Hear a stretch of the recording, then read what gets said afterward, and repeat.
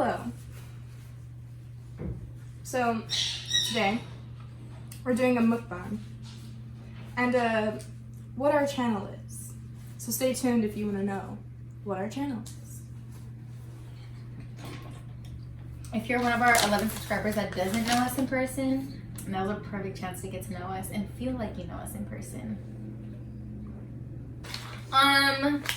We just wanted to explain a little bit what our channel is about. We just kind of wanted a YouTube channel is kind of what we've been talking about for years, literally. A little background on us. We actually went to high school together. Girly things. Just girly things. We didn't like each other in high school, but I needed another roommate when I was like living in my second apartment in LA, and she hit me up and asked me if I had any tips for her to move to LA, and I was like, yeah, I do. You can move right into my room. By the way, I lived in Orange County at the time. So she did. She moved in. Oh yeah. We eventually moved out of that apartment. But while we were there, we started talking about a YouTube channel and wanted to create one. So we ended up moving. And now we live still in LA. But back together again. And we've started a YouTube channel because it's quarantine. And what better time to be productive than now? And I realized, had we started our YouTube channel when we said we were going to start a YouTube channel, we probably would have had a larger following right now. But you know, procrastination is real. Too real in this house. It's a real struggle. Mm-hmm. Like this video, if you've ever had to deal with procrastination. Thumbs this video up if you've ever procrastinated. In fact, you might as well just subscribe if you're not already. Okay. And follow my Instagram. So anyways, I thought we could talk a little bit about our personal goals and what our goals are for like our growth and like this channel and where we want this channel to go. Every time I close my eyes, I can see the light. So my personal goals, apart from Katie, I've always wanted to be an actress ever since I was a wee child. Anyways, I've always wanted to be an actress ever since I was a child, but I was really shy when I was a kid. So the opportunities that I had, I blew because I was too scared to speak. Yep. Now my story is a little similar. I've always wanted to be an actress and singer since I was like, you know, a child. I used to love Elmo and all that jazzy, singy stuff. Oh my god, my stomach. Singy stuff. Just because I hurt my stomach and I got distracted. So I was like, but, you know, little Einsteins, all of that. So my goals apart from this is I want to be a singer and then eventually get into acting from that. Just because for me personally, I feel like singing would be an easier way for me to get into the entertainment industry. And it's still something that I've always wanted to pursue. What's really annoying about my childhood and how I had the opportunity to get into acting and I didn't because I was too shy is that if you know me now, I don't stop talking. Like, I talk and I will keep going. And like, had I been like that when I was a kid, I could have been someone today because I'm nobody. I'm not even Laura. Oh, is she? I've always been very talkative. I've always been a very talkative child. I do remember when I was like 6 or 7, I hit my head open on a table and I had to go to the emergency room to get like staples. Stitches? And like, no staples. I put like staples in my head. True story. I thought I was gonna get stitches, but they're like, nah. They put a stapler to her head. They were like, but anyways, they had like their little tools in there. They were like cleaning it out because I busted my head open, like it was an open wound. And when I was done, I remember hearing the nurse tell my parents, "Wow, your child is such a character. You should put her into acting or something." And I was like, "See, I told you, I fucking want to be an actress." When I was younger, I used to write scripts for my mom, and I would like walk into her room and make her act them out with me. And like now that I'm older, I realize how fucking annoying that is. Because if a child did that to me, I would blow them off so quick. I'm like, go away. I feel like that's something I would have done to my sister. I don't know why I would do that. I don't know. The thing I had was I had pronunciation. She proved it. She proved I had it. pronunciation issues. So when I was younger, I read can the say word, that word. Pronunciation. Pronunciation. Oh, I said it. You did better than I did the first time. I didn't mean to. No, you're good. I wouldn't be able to take it. I used to have those highlights books. You know what I'm talking about? They're like magazines, but they're like little kid magazines. And it would just talk about like different places in the U.S. So I had one that was like about Niagara Falls. I remember those. I said, Mom, I want to go to Niagara Falls. Dude, okay, so I grew up in the Inland Empire, right? Both of us did. I didn't know.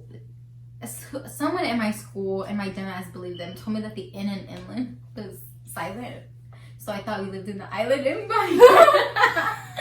My whole, like, I didn't know until I was like... Who told you that? 10. Like, how old were you? When I realized how to say it right. No, like when somebody told you that. I don't remember how old I was. Or who it was that told me, but I remember so clearly. Oh, background on us. My name is Laura Mason. You could try to look me up, but my last name doesn't come from anywhere. It's not my dad's last name. It's not my mom's last name. Not gonna get into it. My dad didn't raise me, only my mom did. My mom's Colombian, so I consider myself to be fully Colombian because that's the culture that I was raised around. I want to say 98% of my family is in Colombia, so I'm very much Colombian in my heart. Yeah. So that's my background. I need water. Give me a second. I'll keep talking. I will not shut up about Colombia. I love my country so much. I was actually supposed to take a summer trip to Colombia this year and watch the Copa America with my cousin and my aunt because I love soccer and I love my cousins and I love my family and I love my country. So I was very excited to go back this year and see them because I haven't been back since I was like 15 because Colombia and I have this issue where they like to not let me out of the country sometimes. So I've been waiting until I was like a legal adult. And now I actually have enough money to go. But the coronavirus was like, aha! You gonna stay your ass at home. I win. You lose. You lose. That's all I've been thinking about. What about you, Kaylin? Where are you from? I was born and raised in Long Beach. No, but my dad is fully Caucasian. 100%. You can't deny it. My mom, on the other hand, is part cultured.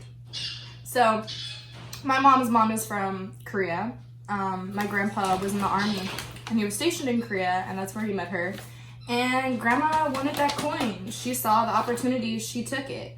She married him, got her green card, had 2 babies, and then they divorced. So, yeah, I'm a quarter Korean, but according to my 23andMe, I'm about 30% Asian. And I don't have a lot of Korean culture growing up. I knew a little from what my mom told me, but my mom didn't spend that much time with her mother growing up. So I know like bits and pieces. Korean was actually her first language, but she learned English so early that she forgot it. So I know only the most basic Korean, and that's hello. I don't even know how to say goodbye.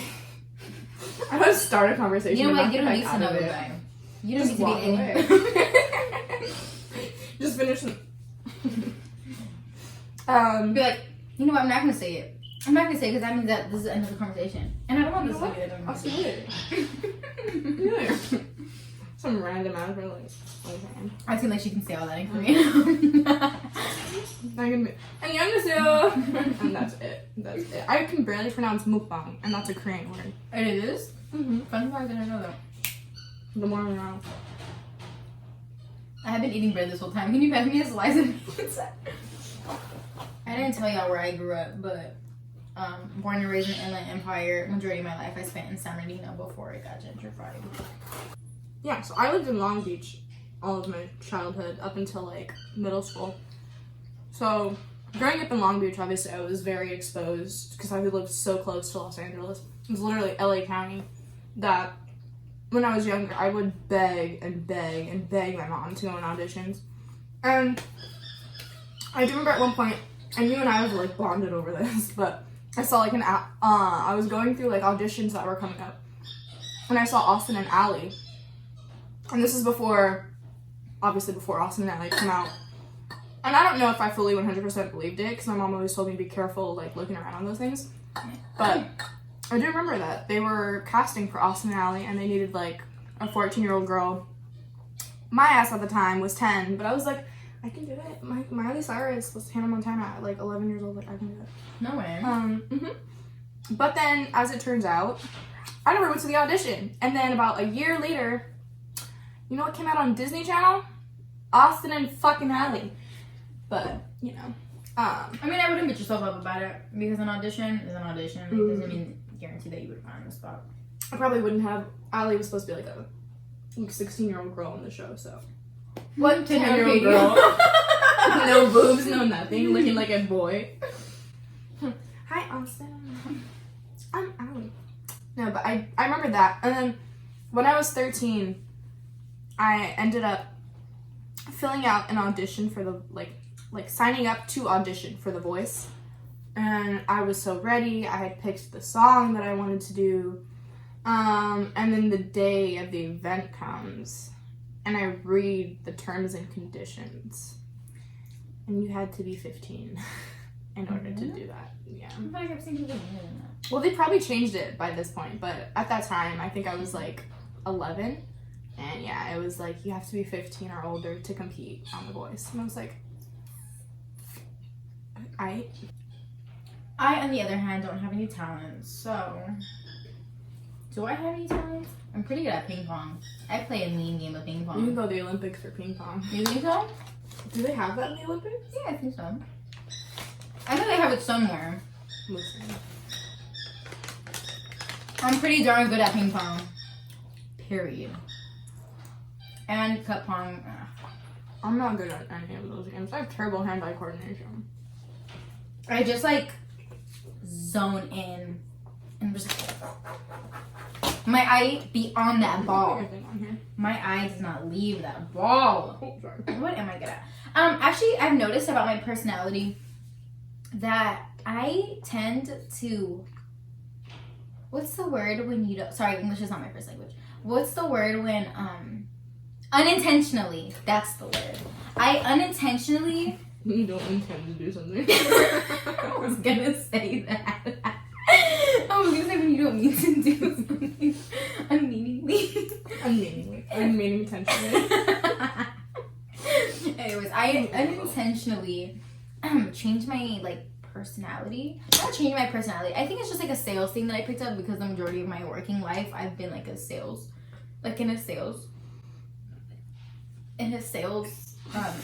Environment. Or job.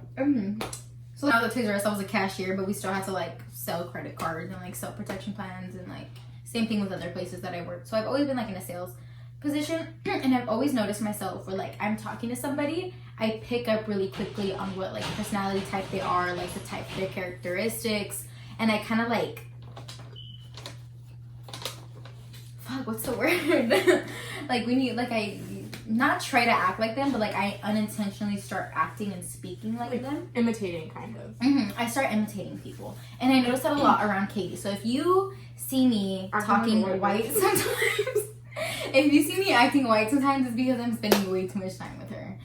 It's not I change my whole personality, because I still have my own personality. I have my, obviously, things that are me. But I'm talking about movements, voice, tone, stuff like that.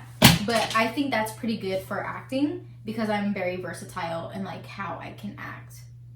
Yeah. Same. My mom used to call me a chameleon, and my aunt says it's because I'm a fake bitch.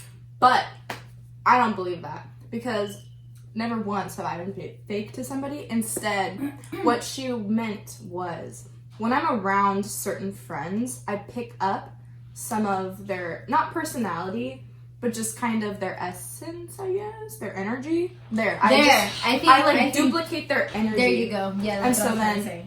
same thing with customers. Like I've noticed when I get a lot of like Valley Girl customers, I'll start like talking like naturally this, act like a and Valley then Girl, though. no, but it like comes out like it's like full Valley Girl mode. Like you would think I grew up in the Valley with them, because like this one customer was like, yeah, that'd be so perfect. I was like, yeah, like it'll be totally perfect. Like I'll just send you the time, and then you can just like confirm with me. And she was like, yeah, and I was like, awesome. It was so great to meet you today. Like my Valley Girl can come out. If you know me, you know Spanish is my first language. I'm a fluent Spanish speaker. If you are a Spanish speaker, you know that in Spanish there are several different accents and several different ways to pronounce things and how to say things and speeds of how different cultures speak Spanish. And in my culture, in the city where my family's from, in Colombia, my family's from Bogota, they speak very fast and they have a specific accent to their tone. So I noticed specifically with like Hispanic people that like come into like my work, depending on like where I can tell that their culture's from, my accent will kind of mimic theirs so they can understand my Spanish better. Like, or if I'm next to someone who's Hispanic that I can tell English wasn't their first language either, but they're speaking English to me, I'll start talking. I know you know I have this accent, but I have this accent that comes out a lot where you can tell that English is not my first language. And it comes out a lot. You like roll your L's. Like I don't know how to explain it, but it'll be like, but like with, like you can just hear the accent in it, like how. I don't wanna. Yeah, my voice goes back and forth from to white people, but it sounds like you have more flavor when you're speaking. Like there's more pizzazz in it. I mean, I don't want to rag, but I remember, especially when I lived in Long Beach, we had this neighbor across the alley from us who one time threatened to call immigration services on my mom, and my mom kind of just like laughed at that because my mom was born in Kentucky. So, I don't know, that's just kind of just like, I don't understand that joke. I don't know why people make that joke. That joke is very hurtful. Threatening to call ICE on somebody is actually very traumatizing and very frightening to people. And I don't understand why people say it. It's so insensitive. That lady, like, I think, what the fuck is wrong with you? But I think she was just crazy. Like, anyways, what were we talking about? Why are we going on this tangent? No. Long ass tangent. Well, the food. I'm full. I do this thing where I forget to eat and then my stomach. She do be doing that. I used to do that a lot, but I stopped, and then this bitch picked it up. It's because of work. I would get so distracted at work that I just would not even like care. And I get really worried for her because I have a lot of health issues, and a lot of them are from just like genetics, and then a lot of them are from like my childhood, but a lot of them also came from me not eating. So I'm like worried for her. I'm fine because she's not eating. I just ate like 2 giant pieces of pizza and like 2 pieces of crazy bread. Yeah, but like I just like get really worried for other people when I shouldn't be. I like don't know how to mind my own business. I don't know how to mind my own business.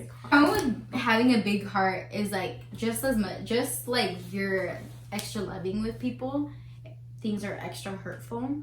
So like things hurt me 10 times more than they would the average person.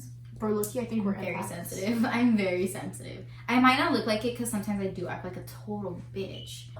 Like if Katie was like, I don't like that hair color on you, and like said it in a weird way, I wouldn't blame Katie. They're like, why would I choose this hair color? I would like it would haunt me. Why did I let her look at me like that? Why did I give her the power to see me this way? She should have never even seen me like that. She should have never seen me. A lot of this video is probably gonna get cut out because it's just us going on tangents. Yeah, who knows how long we've been recording it. What have we not talked about? Let's see. We talked about what direction we want our channel to go on. Oh yes. We haven't talked about that. Okay. So what we were planning to do is we have a joint channel clearly, but we also want to do like individual channels just to like show like our individual selves. Because again, we want our YouTube channel to grow as a YouTube channel, but this is also another outlet that we have to put us in. Like, to just, like, kind of get an idea for the entertainment industry, get more comfortable in front of a camera, etc. So, to be by ourselves in front of a camera is more of a accurate depiction of how we are on our own. So, I think it's important to have, like, individual videos that we're going to have on our channel. So, there's going to be videos where it's going to be just me, or videos where it's going to be just her, or we're going to have a lot of videos where it's us together because we're friends and we have fun together. We have a joint channel, and we figured, viewers from 2 different people is better than 2 different channels and the viewers being split. So we'll just keep you all here.